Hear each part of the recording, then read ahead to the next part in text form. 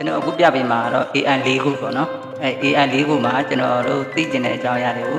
ကျွန်တော်တွားပြီးတော့မေးမြန်းကြမယ်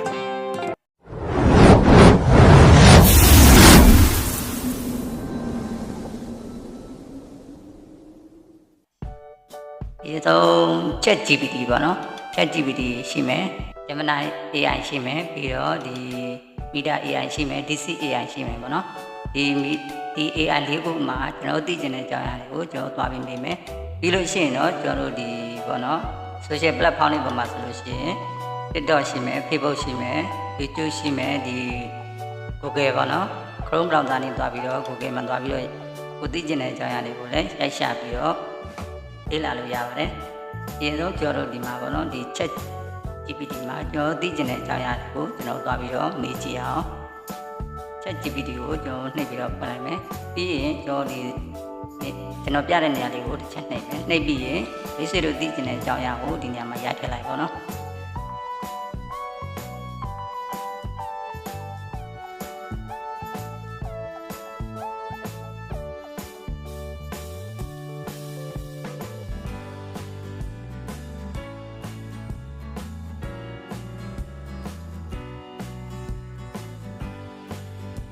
ဒီမှာကိုမေးချင်တဲ့အကြောင်းအရာကိုဒီနေရာမှာရေးထည့်မယ်ရေးထည့်ပြီးရင်ဒီမြားလေးကိုတို့တစ်ချက်နှိပ်လိုက်မယ်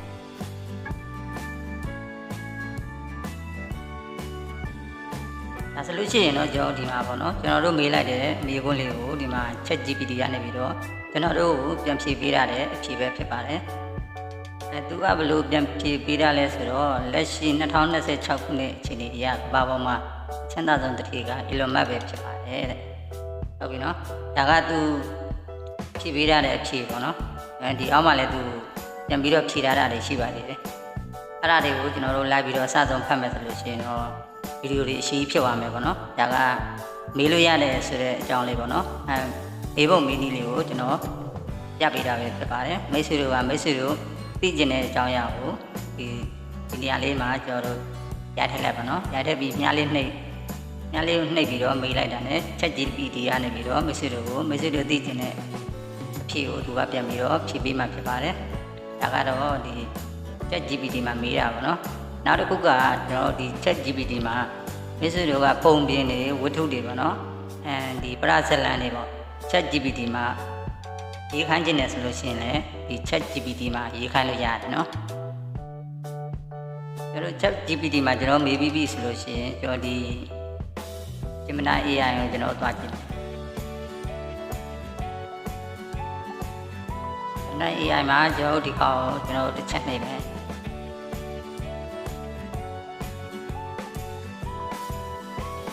ဒီမှာမြန်မာနိုင်ငံမှာချမ်းသာဆုံးတစ်ထေရပဲသူလဲပေါ့နော်ကျွန်တော်ကအဲ့ဒါလေးမေးကြည့်မယ်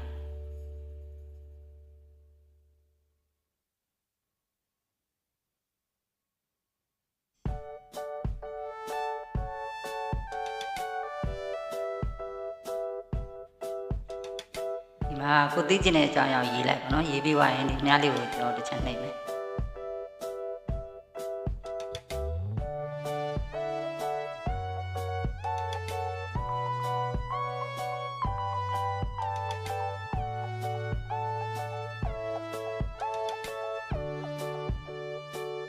ဒီမှာပေါ့နော်ကျွန်တော်တို့က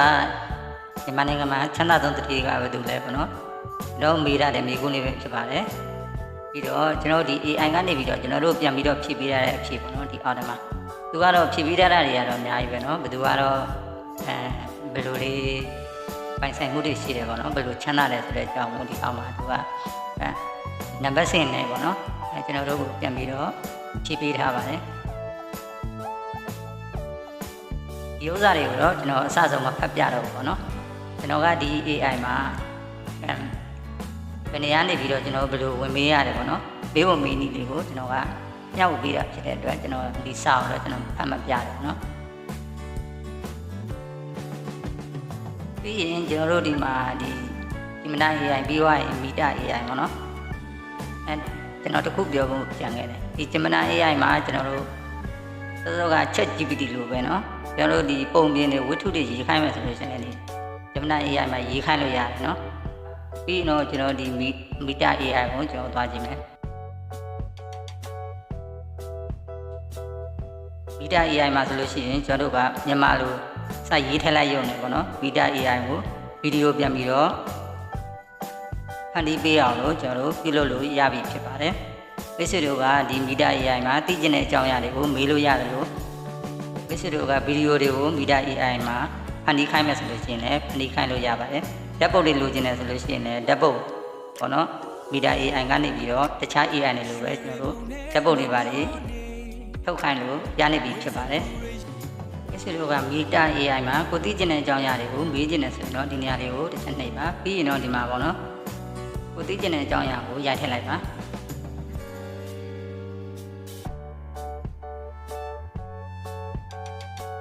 ကမ္ဘာပေါ်မှာရေနံအထွက်ဆုံးနိုင်ငံဘယ်နိုင်ငံလဲပေါ့နော်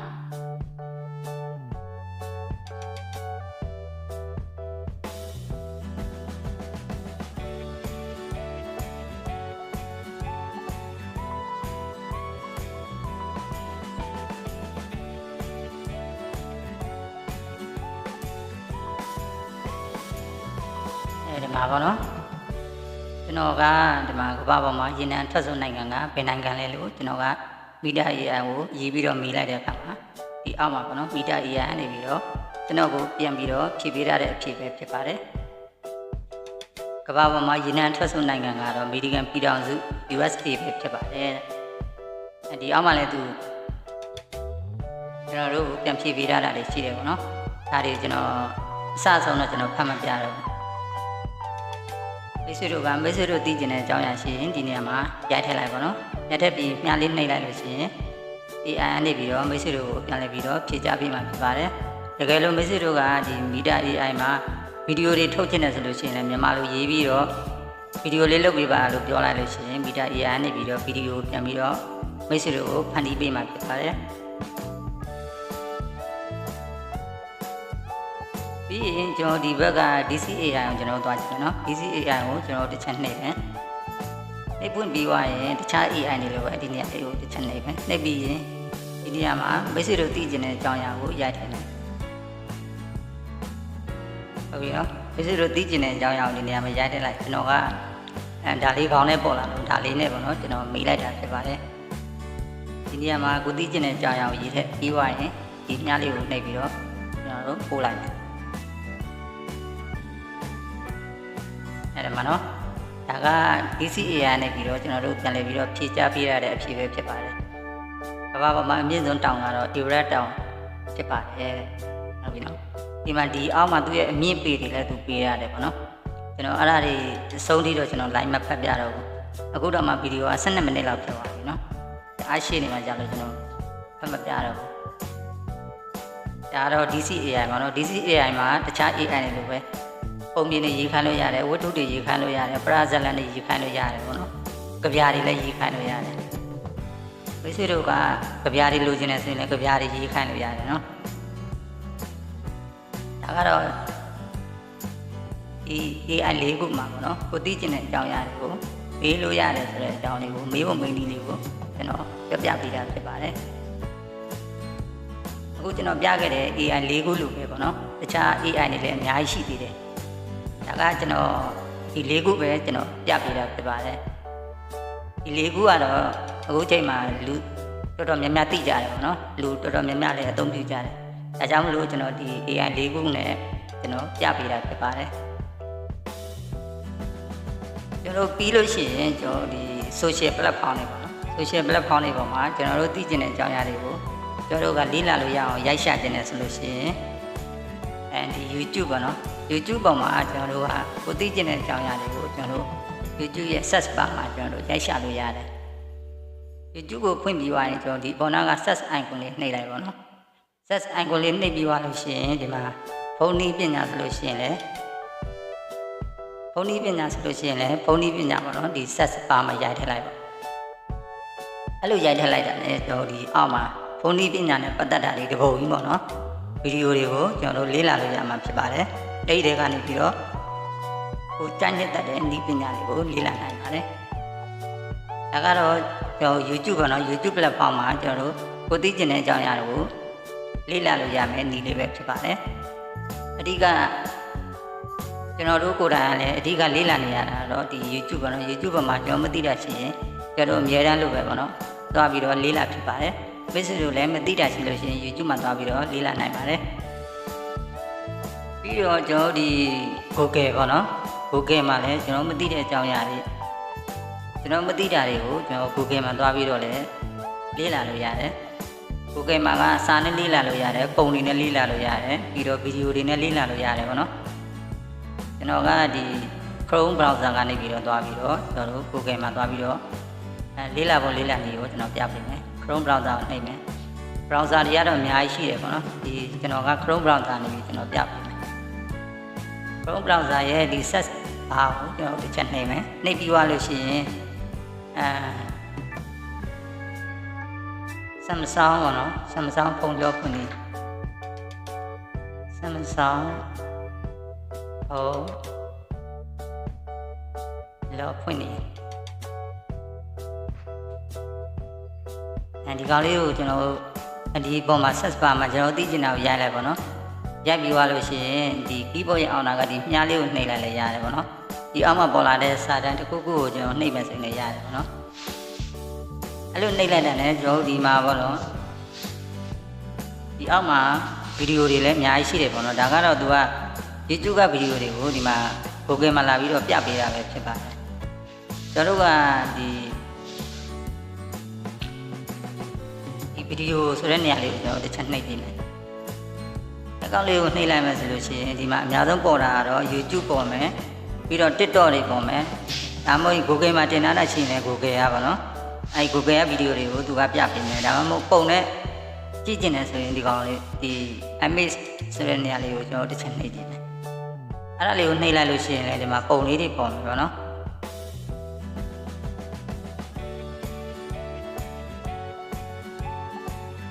ကျွန်တော်ဒီ Google မှာဆိုလို့ရှိရင် TikTok တို့ YouTube တို့ Facebook တို့အဲ့ဒီကနေပြီးတော့တင်လိုက်တဲ့ဒီဟိုတင်းတွေပေါ့နော်ပို့တွေဗီဒီယိုတွေအဲ့ဒါတွေအားလုံးကိုဒီ Google မှာလာပြီးတော့တနေရာတည်းမှာသူကစုတာပေးတဲ့သဘောမျိုးပေါ့နော်ကျွန်တော်လေးလာခြင်းနဲ့ဆိုရင်ဒီမှာ TikTok ရှိမယ် YouTube ရှိမယ် Facebook ရှိမယ်ပေါ့နော်သူတို့တင်ထားတဲ့ဟာတွေအားလုံးကိုကျွန်တော်ဒီမှာလာပြီးတော့လေးလာလို့ရတယ်ပေါ့နော်ပြီးတော့ဒီ website တွေလည်းရှိတယ်ပေါ့နော်ဒီ website တွေကနေပြီးတော့ကျွန်တော်လေးလာမယ်ဆိုလို့ရှိရင်လည်းလေးလာလို့ရတယ်အဲဒီမှာ blogger.com ပေါ့နော်အဲဒီနေရာဒီကောင်လေးတွေကိုနှိပ်ပြီးတော့လည်းကျွန်တော်တို့ဒီမှာလေးလာလို့ရတယ်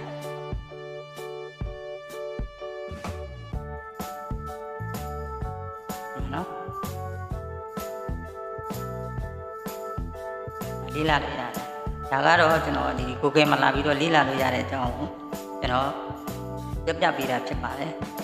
Facebook မှာတော့သိတဲ့အတိုင်းပေါ့နော် Facebook ကလူတိုင်းအသုံးပြုနေတာဖြစ်တဲ့အတွက် Facebook မှာရှာပုံရှာနေရတော့ကျွန်တော်အထူးတလဲပြပြဖို့လိုမှမဖြစ်ဘူးပေါ့နော် Facebook ကိုဖွင့်ပြီးသွားရင် Facebook ရဲ့ဒီ search icon လေးကိုနှိပ်ပြီးတော့ကိုသိချင်တဲ့အကြောင်းအရာတွေကိုကျွန်တော်ဒီအပေါ်မှာပေါ့နော်ရေးပြီးတော့ကျွန်တော်ရှာဖွေလို့ရတယ်ပေါ့နော်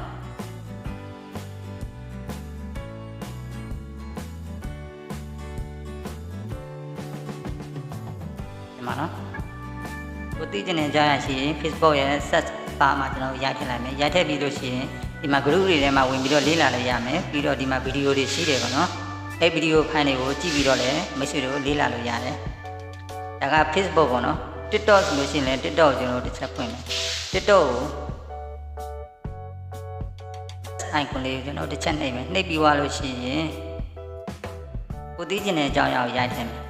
ဖုန်းဒီပညာဆိုရင်ဖုန်းဒီပညာပေါ့နော်တခြားဘာသိကျင်လဲပေါ့နော်မိတ်ဆွေတို့ဘယ်လိုအကြောင်းအရာမျိုးတွေသိကျင်လဲပေါ့နော်အဲကိုသိကျင်တဲ့အကြောင်းအရာနော်ကိုသိကျင်တဲ့နည်းပညာကိုဒီအပေါ်မှာရိုက်ထည့်လိုက်လို့ရှိရင်ကိုသိကျင်တဲ့အကြောင်းအရာနဲ့ပတ်သက်တဲ့ຢာတွေအများကြီးဒီအောက်ထဲမှာပေါ်လာနိုင်မယ်နော်အဲ့ဒီမှာမိတ်ဆွေတို့လေးလာလို့ရတယ်ဒီမှာပေါ့နော်အဲဒီမှာဖုန်းနည်းပညာဆိုရင်ဖုန်းနည်းပညာနဲ့ပတ်သက်တဲ့ဗီဒီယိုတွေအများကြီးပေါ့နော်ဒါကတော့ဒီ TikTok မှာကိုသိချင်တဲ့အကြောင်းအရာတွေကိုရိုက်ရှာပြီးတော့လေးလာလို့ရတဲ့နည်းလေးပဲဖြစ်ပါတယ်အခုကျွန်တော်မျှဝေပေးခဲ့တာကတော့မသိသေးမတက်သေးတဲ့မိတ်ဆွေတွေအတွက်ကိုကျွန်တော်မျှဝေပေးခြင်းဖြစ်ပါတယ်ဒီလောက်ဆိုရင်တော့ကျွန်တော်မိတ်ဆွေများဒီနည်းပညာလေးကိုနာ နားလေသဘောပေါက်လိုက်မယ်လို့ယုံကြည်ပါတယ်